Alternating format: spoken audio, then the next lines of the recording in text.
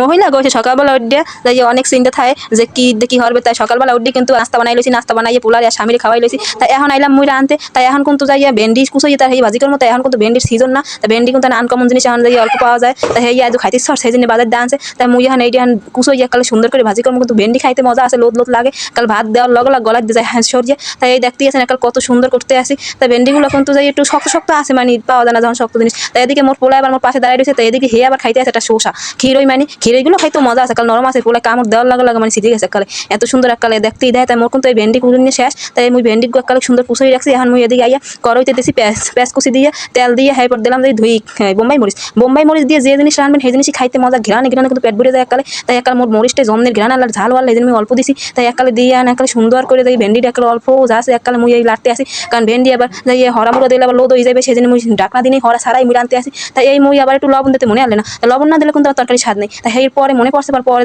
অর্ধেক অর্ধেক হয়ে সেই সময় মুই লবণ দিয়ে দিছি। তাই নুন টুন দিয়ে এককালে মুই রান দিয়ে আনছি। এই হচ্ছে মোর ভেন্ডি ভাজা।